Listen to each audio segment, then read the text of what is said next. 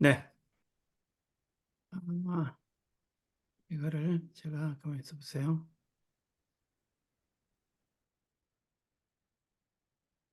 자, 오늘 할 거는 제16과하고 17과입니다. 제한 구역이 없는 고난. 고난은 누구에게나 어떤 때나 다가옵니다. 그리고 우리가 어떤 모험을 택할 때 위험한 모험은 비극으로 다가올 수도 있습니다. 또한 우리가 택하는 어리석은 선택도 고난을 낳을 수가 있습니다. 자, 토마스 감피스는 이런 말을 했습니다. 오 하나님의 계획에서 어긋난 이 모든 것은 도대체 언제 끝날 것인가? 지금 우리 앞에 벌어지고 있는 모든 것은 하나님의 뜻이 아닐지도 모른다는 그러한 많은 악들은 하나님의 뜻이 아닌데 왜 하나님은 허락하시는지, 이 고난 중에 하나님은 어디에 계신가? 우리가 어떻게 따져보면은 하나님을 신뢰하지 못하면은 하나님은 능력이 있으나 사랑이 없거나 또는 사랑은 있는데 능력이 없어 보이는 경우가 많습니다. 우리에게 다가오질 않기 때문에 현재 우리 지금 여기서 우리에게 필요한 요구를 들어주시지 않기 때문에 그러면 인간의 고난은 하나님의 뜻인가를 물어볼 수밖에 없습니다. 우리 고난이란 것은 언제 어떤 방식으로도 우리에게 다가올지 모릅니다. 우리는 고난을 위해 받은 자가 아닙니다. 하나님은 우리를 사랑하시고 우리가 잘 되기를 원하시며 우리가 행복하기를 원하시는 분입니다. 그래서 고난은 하나님의 뜻이 아닙니다. 우리가 모순으로 생각되는 것은 우리가 이러한 고난들은 하나님의 뜻일 수 있는 동시에 하나님의 뜻이 아니다는 것입니다.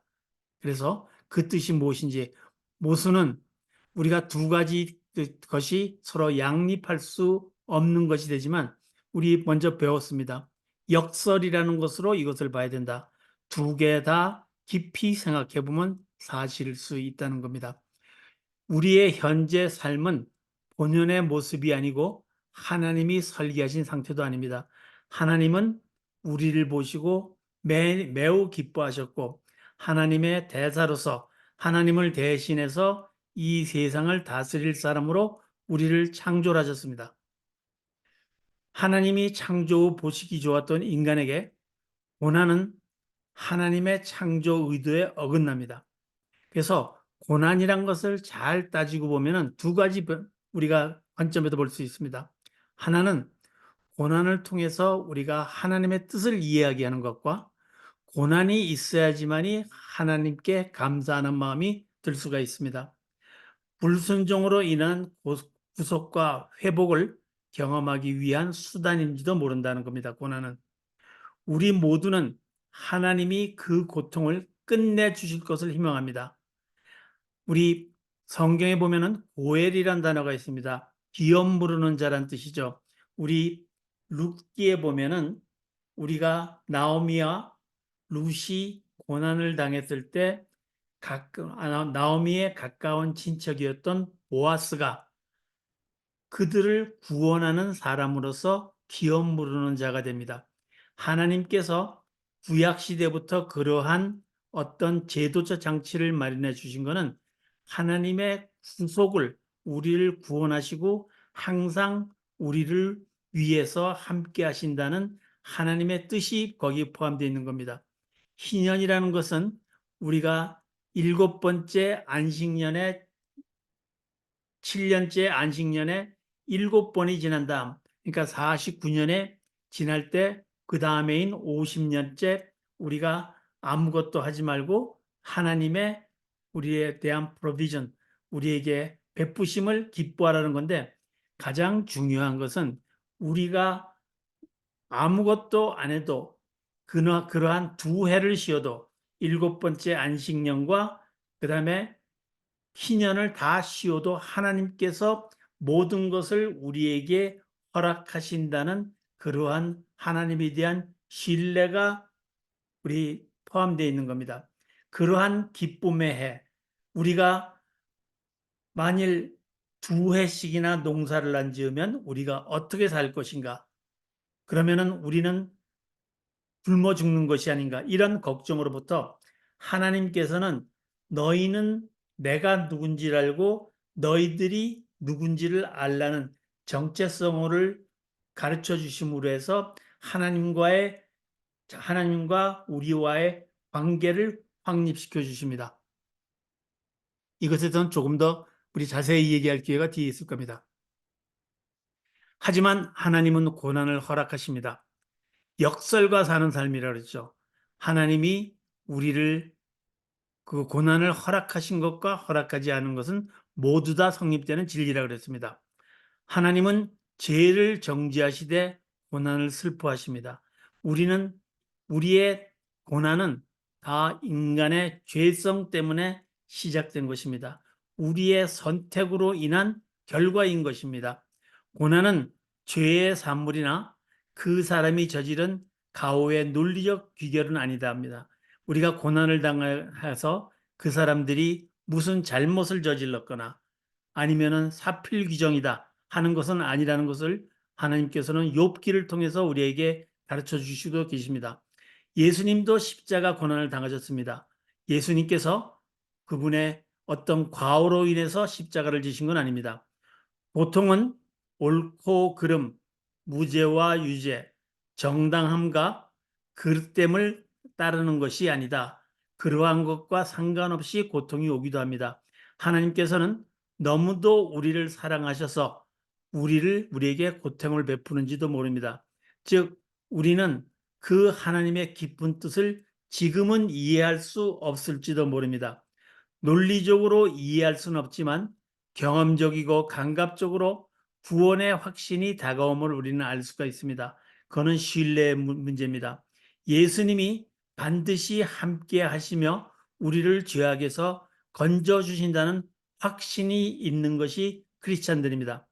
십자가는 우리가 계명 중에 율법 중에 살인하자는 율법을 완성하러 오신 예수님을 죽이는 현장입니다. 그러니까 서로 이것이 하나의 모순처럼 보이죠.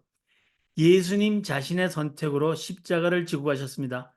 예수님은 하나님의 뜻에 순종하셔서 스스로 자유의지를 가신 분으로서 스스로 하나님께 모든 것을 순종하셨습니다.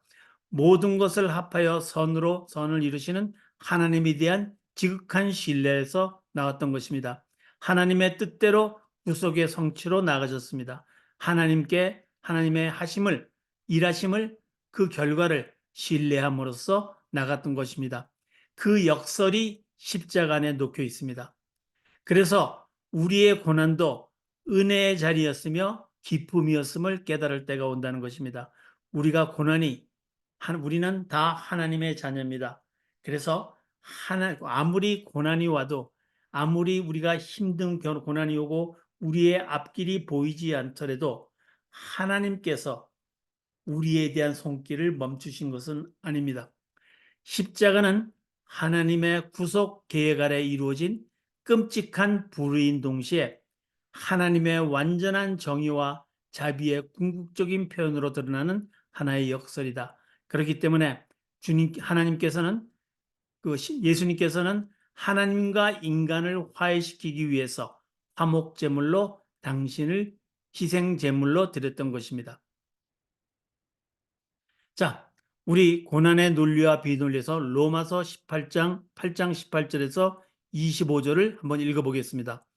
지금 우리가 받는 고난은 앞으로 우리에게 나타날 영광과 전혀 비교가 되지 않는다고 생각합니다. 세 번역에서 이렇게 써 있습니다. 모든 피조물들은 하나님의 아들들이 나타나기를 애타게 기다리고 있습니다. 그들도 구속을 바라고 있습니다. 피조물이 헛된 것에 복종한 것은 스스로 한 것이 아니라 하나님께서 그렇게 하신 것입니다. 21절에 보니까 그래서 그것들도 썩어질 것에 종살이에서 벗어나 하나님의 아들들이 누리는 영광스러운 자유를 누리게 하려는 것입니다. 우리는 지금까지 모든 피조물들이 함께 신음하며 고통당하는 것을 알고 있습니다. 이것뿐만 아니라 성령을 첫 열매로 받은 우리까지도 속으로 신음하며 아버지 하나님의 아들이 되는 것, 곧 우리 몸이 구원받기를 갈망합니다. 우리는 이 희망 가운데서 구원을 받았습니다. 그러나 보이는 희망은 희망이 아닙니다. 눈앞에 보고 있는 것을 누가 바라겠습니까? 만일 우리가 보지 못하는 것을 바란다면 참고 그것을 기다려야 할 것이라고 우리 고난의 의미에 대해서 로마서는 8장은 얘기하고 있습니다. 근데 사람들은 자기의 고난을 견딤으로써 자기의 내면을 향함으로써 자기의 영혼을 발견합니다. 그래갖고 우리 자신의 고통을 통해서 남의 고통을 또 이해하게 됩니다. 고통을 알 때 우리는 우리의 자만심과 교만과 타인에 대한 무관심이 깨어지는 법입니다. 내가 경험하지 않고서는 내가 그것을 남을 바르게 이해할 수가 없는 것입니다. 하나님을 찾는 자는 고통의 순간들을 경험해 본 사람이 내 자신의 힘으로는 문제를 해결할 수 없고 오직 조물주만이 그것을 해결할 수 있다고 말합니다. 하나님이 부르신 자는 베드로 같은 자입니다. 베드로가 유능해서 그랬나요? 베드로는 다른 사람에서 나는 저들과 같지 않을 것이니 하면서 자기가 남들보다 예수님을 더 열심히 따른다고 선포한 자였습니다. 그러나 그는 새벽 닭이 울기 전에 3번 예수님을 부인했습니다. 그러한 베드로를 책망하는 것이 아니라 베드로를 훈련시키기에 예수님께서는 베드로에게 3번의 질문을 던집니다. 네가 나를 사랑하느냐? 그래서 그 목적은 뭐냐면은 내 양을 치라. 그러니까 우리는 그 용서를 받은 사람이 더 많은 용서를 남한테 베풀 수 있고 감사해 본 사람이 남들의 감사를 유출할 수가 있습니다. 우리는 우리 자신이 하나님께 우리가 받은 소명을 인식해야 됩니다. 우리는 다 흠이 많은 사람입니다. 근데 우리가 완전한 사람이 아니라 흠이 있는 사람으로서 하나님께 용서를 받고 감사의 마음을 품고 있습니다. 그런 마음을 갖고 우리는 이웃에게 복음을 전해야 되는 것입니다. 그래서 우리 주기도문에도 나오죠. 우리가 우리에게 죄 지은 자를 사해 준 것 같이 우리의 죄를 사해 줍시고 먼저 남을 용서해야지만이 그러한 자세가 돼야지만이 하나님으로부터 용서 미리 받겠지만 하나님의 용서해 주시지만 그러한 마음을 갖게 된다는 것입니다. 그래서 고통은 고난인 동시에 또한 우리에게 구원의 길을 알려주고 또 남들에게도 구원을 이루게 하는 능력을 주는 것입니다. 하나님의 주권과 화합하기. 인생은 어렵고도 위대한 진리이지만 그것을 진정으로 이해하고 받아들이면 더 이상 어렵지 않다. 그것을 당연히 나한테 임하는 것, 훈련으로 그러한 고난을 받아들이면은 그 다음부터는 그 고난이 우리에게 더 이상 어렵게 느끼지 않을 수도 있습니다. 일단 받아들이고 나면 인생이 어렵다는 사실이 더 이상 중요하지 않기 때문이다. 그래서 우리는 모든 것이 하나님의 뜻대로 순리대로 이루어진다는 거 그것을 믿고 신뢰하시기 바랍니다. 고난이 닥칠 때 충격과 분노는 이러한 충격과 분노의 문제는 인생은 꼭 쉬워야 하며 나에게는 그 고난 법칙이 다가오지 말아야 된다. 예외된다는 자기 자신의 생각의 문제입니다. 내가 남들보다 우월하기 때문에 나는 저 사람만큼 아니면 저 사람보다 뛰어나야 돼 하는 비교의식과 경쟁의식에도 벗어나고 나 나름에 대한 하나님의 나름의 훈련 과정과 하나님의 그 훈련하심의 하나님의 주권에 대해서 우리는 인정하고 나가야 되겠습니다. 만일 고난이 하나님의 뜻에 아래 있다면 우리는 그분이 우리 삶 속에 당신의 구원의 뜻, 숨을 뜻을 이루신다는 것을 믿어야 됩니다. 만일 이 고난이 하나님의 뜻이 아니라면 우리는 믿음을 버리고 하나님의 도움 없이 자기가 인생을 헤쳐나가야 되겠죠. 고난은 그리스도인의 삶의 커다란 시련 중의 하나이며 고난 중에 임하시는 하나님의 뜻이라고 우리 잔 칼빈은 얘기하고 있습니다. 고난은 우리를 겸손케 하고 소망을 품게 하며 순종을 가르치고 훈련과 회개에 이르게 한다. 이러한 목적으로 하나님께서는 고난을 허락하시는 겁니다. 어떤 고난을 당하든 하나님의 뜻과 섭리가 아니고서는 그 어떤 일도 일어나지 않는 사실을 알아야겠습니다. 그래서 하나님의 뜻에서 모든 것이 이루어진다는 것입니다. 고난이 아무리 끔찍하다 해도 인생은 그렇게 끝날 필요가 없습니다. 왜냐하면 하나님이 우리 손을 놓지 않았기 때문에 하나님이 끝낼 때까지 최종 단어는 하나님께 있습니다. 하나님이 끝났다 할 때까지는 끝이 아닙니다. 우리의 고난도 그분의 더 큰 목적에 사용될 수 있습니다. 심지어는 이방인들도 고레스도 또는 우리가 바로도 하나님의 뜻에 따라서 사용되었습니다. 그리고 그 목적은 궁극적으로 우리를 유익하게 하는 데 있습니다.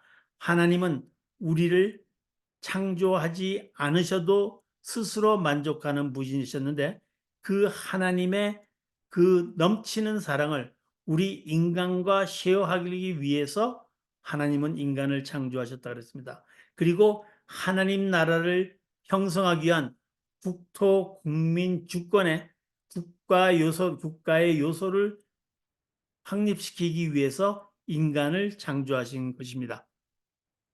그래서 이제 17가로 넘어가 보면 그러면 이러한 고난이 훈련으로서의 고난이 과연 유익한가 한번 살펴보겠습니다. 고통을 느끼는 것이 아니라 제로 시자의 말입니다. 이게 사고를 당했을 때 내가 곧 고통이다. 이것이 지금 이 순간 내가 아는 유일한 현실이다. 내게 느껴지는 유일한 것은 그것이다. 고통뿐이라는 겁니다. 자기가 고통을 당했을 때 이거는 고통이 아니야. 훈련이야. 이렇게 생각할 수 있는 사람은 없습니다. 그러니까 내가 생각하는 자체가 그 생각의 주체가 나라는 것 때문에 내가 그것을 어떻게 어떤 관점에서 바라보느냐가 중요하다는 것입니다. 끝까지 하나님을 믿으라 그럽니다. 쉽지 않은 길이지만 반드시 출구는 있다 그럽니다. 우리 이따가 또 한번 기회가 있겠지만 이사야서 43장 1장 43장 19절인가요? 우리는 하나님께서는 사막에도 길을 내시고 모든 것에 우리가 아무 나갈 길을 찾지 못할 때 우리에게 길을 보여주시고 인도해 주시고 동행하시는 분이 하나님이십니다.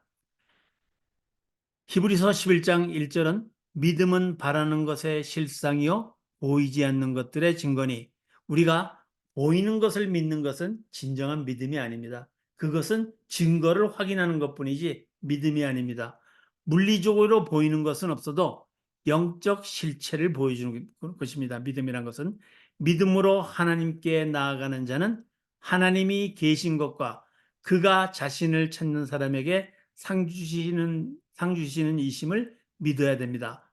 우리는 하나님께서는 우리가 찾기 전에 하나님이 먼저 우리를 찾으시며 우리가 하나님을 사랑하기 전에 하나님은 우리를 더 먼저 사랑하시고 우리가 하나님을 구하기 전에 하나님은 먼저 우리를 구하십니다. 그래서 그것이 보이지 않는 하나님에 대한 무궁한 신뢰를 가지는 것, 그것이 믿음입니다. 자, 믿음이 핵심 요소인 까닭은 무엇인가? 왜 하나님을 아는 것을 이토록 어렵게 만들어 줬는가? 하나님께서는 우리 온화한 기온이 코트를 벗게 하는 것처럼 자신을 감추시며 우리를 압도하거나 강요하기보다는 우리의 진정으로 우리의 자유의지를 통해서 하나님을 선택하시기를 원하십니다. 우리에게 움직일 수 있는 공간과 반응할 수 있는 자유를 주셨습니다. 우리가 스스로 하나님을 믿도록 선택합니다.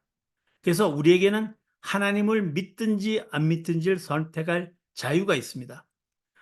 우리는 하나님을 믿을 수 있는 만큼 그분에 대해서 알고 있습니다. 왜냐하면 우리는 하나님의 형상으로 지어짐을 받았기 때문에. 근데 그것을 하나님을 믿을 수밖에 없을 만큼 많이 알지는 못합니다. 타락으로 인해서. 그래서 우리는 하나 기억해야 될 것은 우리가 하나님이 우리에게 말씀하신 것을 계시하신 것은 성경이죠. 신뢰한 만큼 하나님께 가까이 갈 수 있습니다. 어떤 연인 둘이 있을 때 만일 상대방이 내가 진정으로 사랑하는 것을 상대방이 그것을 신뢰하지 못한다면 그 사람은 진정한 사랑을 경험할 권리를 자기가 박차하는 것입니다. 하나님께서 우리를 아무리 사랑하셔도 우리가 하나님의 사랑을 신뢰하지 못한다면 우리는 하나님의 사랑을 마음속으로 받아들일 수가 없는 것입니다. 믿음의 선택을 해야 됩니다. 그래서 믿음은 지적 동의 이상을 요구하며 능동적 신뢰를 요구합니다. 하나님께서는 우리가 가만히 있는데도 우리에게 믿도록 하는 마음을 주시는 것이 아니라 우리가 하나님의 말씀을 통해서 우리가 성령 하나님의 도움을 통해서 자각하고 하나님께 순종하고 따르기를 원하십니다. C.S. 루이스는 이런 말을 했습니다. 내가 믿기로 기독교의 고난의 교리는 우리가 살고 있는 세상에 대해 아주 신기한 사실을 설명해 준다. 세상의 본질 때문에 하나님은 우리에게 우리 모두가 갈망하는 든든한 행복과 안전을 다 주시지는 않는다. 왜냐하면 우리가 깨달아서 되기 때문에. 반면에 그분은 기쁨과 낙과 즐거움을 여기저기 흩뿌려 놓으셨다. 우리는 결코 안전하지 않지만 우리에게 풍성한 즐거움과 적잖은 환희가 주어져 있다. 이 세상에 하나님께서는 좀 이따 나오겠지만 이 세상에 우리가 만족하고 이 세상에 머무르기를 원치 않으십니다. 그래서 우리에게 그 행복을 여기저기 흩어져 놓으셨습니다. 우리는 우리의 정체성을 깨달아 갖고 우리가 왜 하나님을 믿어야 되는지를 깨달아야 됩니다. 우리 이사야서 1장 43장 1절부터 보면은 우리 잘 아는 찬송가 있죠. 내가 너를 구속하고 내가 너를 지명하였으니 너는 내 것이라. 우리의 정체성은 하나님께 속한 사람입니다. 아무리 제가 따져봐도 우리는 하나님이 그리고 그 43장에 보면은 내가 I'll be with you. 내가 너와 함께 하겠다. 즉 우리 기독교인의 정체성은 첫 번째 하나님의 소유이고 하나님의 아들, 딸이 된 자이고 두 번째 하나님이 항상 함께하는 사람들이란 뜻입니다. 그래서 우리 하나님께서는 정체성에 대해서 자신을 먼저 밝히신 다음에 그것을 자기가 누구인지를 밝히시고 확립시킨 다음에 그 다음에 사역을 하셨습니다.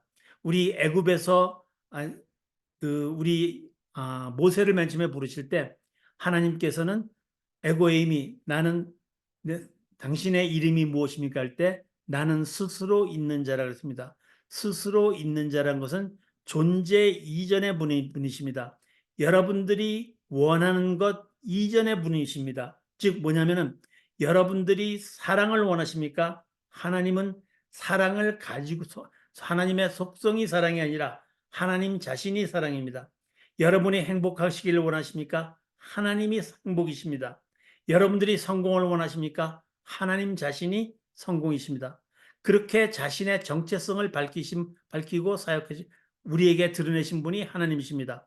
우리 십계명에도 보면은 우리 할 때 우리가 사람들이 배울 때 우리 이스라엘 사람들에게는 십계명의 1계명을 말하기 전에 나는 너희를 애굽에서 구원해낸 하나님이다는 하나님의 정체성을 미리 말씀하십니다. 예수님도 요한복음에 보면은 7가지 나는 포도나무요, 나는 길이요, 진리요, 생명이요 등 7가지 우리 자기 자신의 똑같이 나는 스스로 내가 누군다라고 말씀하십니다. 나는 부활이요를 천명하신 다음에 자신의 정체성을 말씀하신 다음에 나사로를 구하셨습니다. 죽음에 살려내셨습니다. 예수님을 닮아가는 우리에게 그래서 가장 중요한 것은 정체성 인식이지도 모릅니다. 우리가 하나님과 함께하고 하나님께 소속된 사람이란 것은 우리를 하나님과 닮아가게 합니다. 예수님의 제자들이 우리 왜 그렇게 배운 것이 없는데 비범했습니까? 우리 사도행전 4장 13절에 보니까 본래 학식 없는 범인으로 알았다가 비범함을 보고 이상히 여기며, 그 다음에 그들이 그러한 이유를 따져봤을 때 they were the Jesus, 그들이 예수와 함께 있었던 것을 알고 이렇게 말했습니다. 하나님과 함께 동행하면은 우리는 그것에 우리의 길이 있는 것입니다. 예수님께서는 베드로에게 너희는 나를 누구라고 생각하냐면 제자들의 말했을 때 베드로가 그랬습니다. 주는 그리스도시요 살아계신 하나님의 아들이시나이다. 이렇게 자신의 정체성에 대해서 확립을 시켜주신 다음에 사역을 주님께서 우리에게 맡기신 것입니다. 그래서 그리스도인에게 중요한 것은 자신의 정체성을 인식하는 것과 거기에 따라서 예수님을 닮아가는 훈련입니다. 사탄은 모든 피조물의 개성을 말살하기를 원합니다. 그들은 자기 자신의 나름대로의 어떤 개성을 갖기를 원하지 않습니다. 사탄은 사랑하려 하지 않고 흡입하려 한다 그럽니다. 책에도 보니까 지옥의 철학은 철저히 내 것은 내 것이고 네 것은 내 것이라는 인식에 기초한다. 도박과 마찬가지입니다. 한 사람이 얻으면 다른 사람은 그만큼 잃습니다.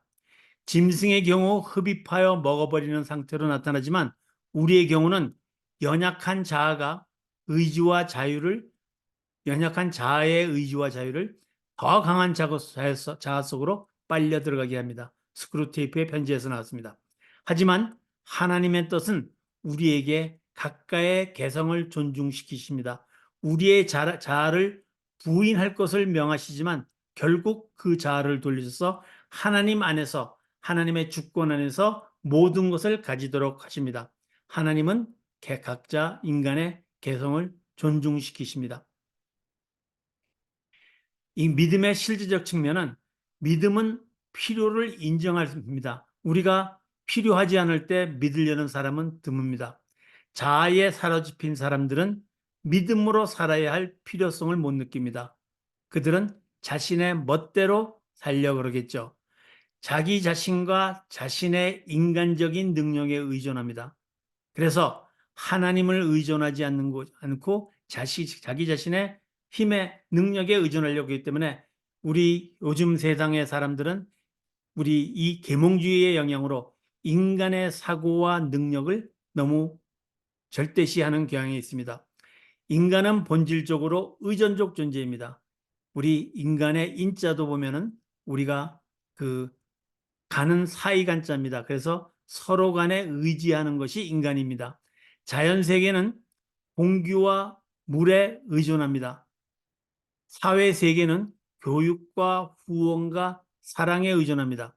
우리 하나님께서 우리에게 여기서 공기와 물이라고 했는데 세상에 공기와 물이 없이는 우리가 살 수는 없지만 하나님께서는 모든 이에게 없으면 안 될 것은 공짜로 주십니다.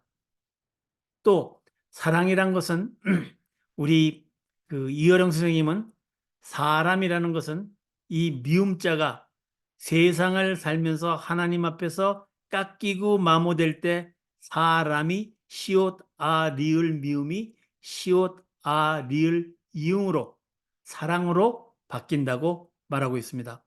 영적 세계는 우리 인간이 처음으로 깨닫아야 할 것은 무엇보다도 용서받은 존재라는 것입니다. 예수님의 십자가의 은혜로 우리는 용서받은 존재입니다.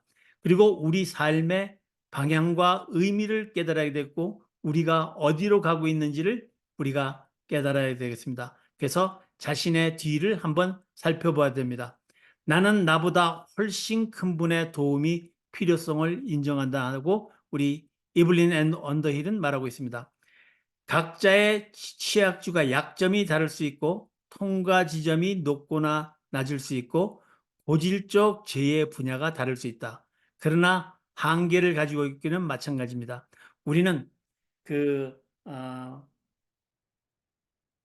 우리 5차원적 세계라는 거 있습니다. 제가 말씀드렸는지 모르겠지만 우리 지정, 우리가 우리의 지성과 그다음에 우리의 감각과 그다음에 우리의 몸과 그다음에 자기 자신의 정체성 인식과 그다음에 이웃과의 관계 다섯 면이 우리를 판이 있다고 했을 때 각 판을 모아 갖고 하나의 우리가 물통을 만든다 할 때 다섯 개의 나무 같고 우리는 하나 깨달아야 될 것이 그 다섯 군데 중에 어느 곳도 만일 낮으면은 한 군데가 낮으면은 나머지는 다 높이 잘 쌓았지만 예를 들어서 다른 사람과의 관계에서 문제가 있다면은 물을 아무리 채워도 그 낮은 수준까지밖에 못 갑니다.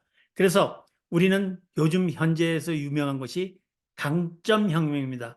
자기가 잘하는 것을 갖다가 그것에 신경을 쓰고 그것을 개발하라. 근데 기독교적 사고방식은 그렇지가 않습니다.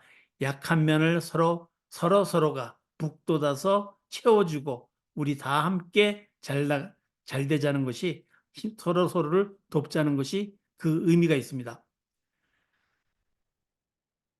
믿음으로 산다고 어려운 상황이 바뀌지 않는다. 하지만 믿음으로 살 때 상황을 이해하는 시각과 그 속에서 하나님을 찾을 수 있는 영혼과 그 상황을 견뎌낼 의지를 우리는 얻을 수가 있는 것입니다. 기쁨의 산 하나님은 우리에게 당신의 구속 계획의 먼 전경을 바라볼 수 있는 그러한 진귀한 순간들을 주십니다. 우리는 다른 것에 눈이 팔려서 그러한 하나님이 주시는 순간들을 우리가 해치하지 못할 수가 있습니다. 그래서 하나님이 주실 때 우리는 그 순간에 잡아내야 됩니다. Seize the moment. 그 순간에 우리가 그 순간 집중하고 그것을 우리 안으로 끌어들여야 됩니다. 점선으로 되어 있어서 이해되지 않는 삶. 우리의 지난 삶들은 우리가 하나하나 자기의 삶의 중요한 포인트를 생각해보고 그 속에서 그 점선들을 이어봤을 때만 함께 하신 하나님의 은혜를 깨달아고 있습니다. 기독교인의 믿음이 평탄한 삶을, 이 생에서의 평탄한 삶을 보장해 주지는 않습니다. 보는 것으로 살지 않고 믿음으로 살아야 되기 때문에 우리의 본향은 저 하늘나라에 있습니다. 하나님의 개입하신 증거가 거의 없을 때에도 담대히 그분을 믿어야 됩니다. 우리가 하나님의 함께하심을 감각하지 못하더라도 그것은 우리가 아직 경험하지 못해서 그럴 뿐인 것일 수 있습니다. 믿음이란 당면한 상황을 넘어서 과거와 미래를 보는 것입니다. 지금 우리가 눈앞의 것을 보지 않고 우리 좀 더 큰 눈으로 통전적 의미에서 보는 것입니다. 과거는 예수 그리스도 안에서 이루어진 하나님의 구속 역사 속에서 받아야 합니다. 나 같은 죄인을 어떻게 구원하셨는지, 미래는 하나님이 모든 것을 해결하신다는 희망, 희년을 말하고 있습니다. 그래서 우리는 모든 것이 완전한 형태로 예수님이 재림하실 때 우리는 기쁨과 행복의 시간을 가지게 될 겁니다. 그래서 우리 정성욱 교수님이 말했거든요. 밝고 행복한 종말론. 종말이 와도 우리가 많은 세상에 그 재앙들이 오지만 우리가 만일 그 재앙받는 사람의 한 사람이 된다 하더라도 결국은 하나님께를 통해서 예수님을 통해서 우리가 구원받을 거는 확신이 있고 신념이 있어야 됩니다. 이 땅에서 맛보는 하나님의 선하심을 경험해야 되겠습니다. 비가시적 믿음의 자리에서 눈에 보이지 않는 믿음의 자리에서 가시적 그림이 들었을 때 가시적으로 그것을 우리가 드러낼 수 있을 때 하나님의 놀라운 계획을 살짝 엿보게 됩니다. 그때의 희열, 이 세상에서 느끼는 것이 그렇게 기쁘면 하늘나라에서는 얼마나 기쁠까. 그래서 우리는 이미 그러나 아직 already but not yet이라는 말을 하고 있습니다. 그러나 하나님이 세상에서 당신의 온전하고 궁극적인 뜻을 이룰 것이라는 참된 희망을 품게 한다. 우리 기독교인들은 소망을 품고 사는 사람이다. 우리는 그렇습니다. 보이지 않는 미래를 모든 사람은 그것이 내 눈앞에 닥쳤을 때 우리는 운명이라 그럽니다. 그렇지만 기독교인들은 우리가 보이지 않는 것을 보이는 것으로, 만져지지 않는 것을 우리가 실체가 있는 것으로 끌어내서 그것에 대해서 우리가 소망을 갖고 하나님의 우리에 대한 언약을 성취하심을 믿고 예수님을 따라갈 때 우리는 그 우리의 소망 속에 바라보는 시각으로 이 문제를 우리에게 다가온 문제들을 하나님과 함께 성령 하나님께 의지하며 해결해 나가는 것까지도 우리는 운명이라고 보는 것입니다. 그것이 기독교인의 자세입니다. 그래서 우리는 예수님께서 끊임없이 제자들을 내보내고 12제를 내보내고 70인을 내보내고 그다음에 우리가 성령 하나님을 통해서 성령을 우리에게 주신 이유도 끊임없이 너희는 용서와 감사를 세상에 전파하라는 것입니다. 그래서 궁극적인 하나님 나라 희년을 마음속에 담고 살 수 있도록 사람들에게 복음을 전파하라는 것이 바로 하나님의 뜻입니다. 그래서 우리에게는 밖으로 나가야 될 책임과 의무가 있습니다. 하나님은 세상의 본성상 우리의 확고한 행복과 갈망을 허락하지 않으신다. 그래서 C.S. 루이스는 고통의 문제에서 뭐라 했냐면은 현재 안전하다고 느껴지는 순간부터 우리는 이 세상을 영원한 집으로 삼으려고 하는 우리의 욕망이 작동한다. 우리 그런 거 한번 여러분들이 기억하실지 모르겠어요. IMF 때 잘 사는 사람들, 세상 사람들이 다 힘들어할 때 그때 당시에 부자들은 우리 그 서로 간에 건배를 하면서 이대로라고 외쳤답니다. 이대로 지금이 좋사오니 이대로 있게 해달라고. 우리가 잘 살면 이곳에 안주하며 천국에 가고 싶지 않아 가려고 하지 않습니다. 그러면 이 세상은 하나님께 나가는 길에 오히려 장애물이 될 수가 있습니다. 이 세상의 즐거움을 잠시 머무는 여인숙 생활로 여기라고 말하고 있습니다. 천국에서 뒤돌아 그 인생의 점선들을 이어볼 때 우리는 하나님의 계획하셨던 인생의 찬란함이 삶의 고통과 또는 기쁨 속에 새겨져 있음을 알게 된다고 합니다. 그래서 지옥에 있는 사람들에게는 자기들이 이 생을 살면서 세상에서 가장 행복했던 순간도 지옥이었고 천국에 있는 자에게는 이 세상에서 가장 힘들고 어렵고 앞이 안 보이는 시간도 천국의 삶이었다는 것입니다. C.S. 루이스는 이렇게 또 말합니다. 몇몇 순간의 행복한 사랑, 아름다운 경치, 교향곡, 친구들과의 만남, 풋볼 경기 따위에는 그런 성향이 없다. 세상을 영원한 집으로 삼으려는 경향이만 있지 그런 것을 궁극적 행복을 찾으려는 경향이 없습니다. 우리의 하늘아버지는 군데군데 상쾌한 여인숙으로 우리의 여행의 피로를 씻어주지만 그것을 집으로 착각하도록 가르쳐 주지는 않으셨다 그럽니다. 우리는 하나님이 역사 속에 자신을 계시하는 것과 예수 그리스도의 인격으로 이 땅에 오신 것과 오순절에 성령을 보내신 것을 알 수 있습니다. 우리는 그래서 우리 그 성육신과 또 헨리 스코글이라는 사람은 조지 필드에게 가장 영향을 줬다는 헨리 스코글이라는 사람은 성령 하나님께서 우리 안에 거하신다는 것은 예수님이 신이 인간으로 이 땅에서 오신 것 이상의 신비다 하고 말씀하고 계십니다. 그분은 당신의 구속의 뜻을 이루기 위해 지금도 일하십니다. 예수님도 오셔서 아버지께서 지금 일하시니까 나도 일한다고 말씀하시고 계십니다. 우리가 지금은 거울로 보는 것 같이 희미하나 우리가 잘 이해하지 못하고 때로는 잘 보이지 않지만 그때에는 예수님께서 다시 재림하실 그 천국 희년이 당도했을 때에는 얼굴과 얼굴을 대하여 볼 것이요 지금은 내가 부분적으로 하나 그때에는 주께서 나를 아신 것 같이 내가 온전히 알리라고 고린전서 13장 12절에는 얘기하고 있습니다. 신비로운 체험을 중요하게 만드는 것은 신비 그 자체가 아니라 그것이 삶에 미치는 영향입니다. 그 안에 하나님을 향한 더 깊은 갈망에 대한 깨달음입니다. 그래서 우리는 기적을 구하기보다 기적을 행하시는 기적의 능력이신 하나님을 구해야 됩니다.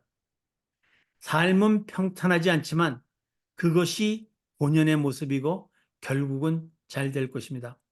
왜냐하면 하나님은 선하시고 자비로우시며 은혜로우시기 때문입니다. 하나님은 우리를 사랑하시기 때문에 하나님의 하나님 되심을 믿고 신뢰해야 합니다. 우리 아까 인용한 그 이사야서 43장에 보면은 내가 너를 지명하여 불렀으니 너는 내 것이다. 우리는 하나님의 자녀로 태초부터 창조전부터 지명된 사람입니다. 근데 그 하나님께서 우리에게 하나님의 뜻을 이어가더라고 우리 하나님의 대사로서 소명을 주시지만 모든 것에서 하나님이 약속하신 것은 내가 너희와 함께 하리라는 임마누엘 하나님이시라는 것을 강조하십니다. 그래서 우리를 어떤 일을 시킬 때는 하나님께서는 우리와 함께 하시든지 우리가 그것을 해낼 수 있는 훈련을 미리 시키십니다. 그래서 우리가 잘 되기를 우리보다 훨씬 더 원하시는 하나님을 믿고 신뢰하시기 바랍니다. 우리 마지막으로 아사시의 성 프란체스코가 그 기도에 대해서 쓴 글이 있습니다. 한번 읽어보겠습니다. 제 환난과 연약함을 기뻐하며 주님 안에서 강하겠습니다. 참 그 한마디 한마디가 마음을 울립니다. 하나님 아버지와 그 외아들 우리 주 예수 그리스도와 성령님께 항상 감사하겠습니다. 우리는 우리 자신이 하나님과 함께 한다는 사실을 종종 잊어버리고 하나님을 잊어버립니다. 황송하게도 제가 아직 살아있는 동안 주님의 나라가 제 것이 될 것이라고 이 쓸모없는 종에게 확신을 주시며 큰 은혜를 베풀어 주셨습니다. 하고 우리의 삶 속에 하나님을 항상 인식하는 삶을 강조하고 있습니다. 우리는 기도할 때 어떤 사람이 힘들 때 뭐라고 기도합니까? 우리는 주님께서 그분과 고통에 있는 저분과 병마 있는 저분과 지금 힘들어하신 저분과 항상 함께 해 주시는 것을 믿게 하시고 항상 함께 해 주시고 그것을 그 사람으로 하여금 경험하게 해 주십사고 기도하시기 바랍니다. 그것이 하나님의 자녀된 우리 인간의 그리스도인의 정체성입니다. 주님과 항상 동행하는 삶을 사시는 여러분이 되시기를 기도합니다. 그래서 오늘 우리 강의를 마쳤는데 그래서 여러분들께서 오늘 우리가 고난이란 것이 우리에겐 때론 축복이 될 수 있다. 그리고 우리는 그것을 기다리는 것도 인내함도 배워야 된다는 것을 우리 한번 같이 살펴봤습니다. 그래서 오늘 우리 앞길에 그 가장 중요한 것은 나 자신이 누구인가? 하나님은 누구신가?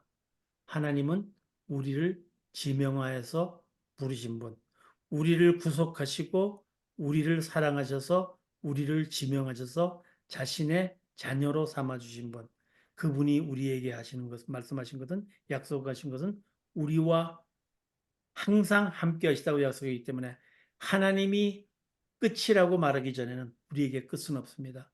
하나님께서 인도하실 겁니다.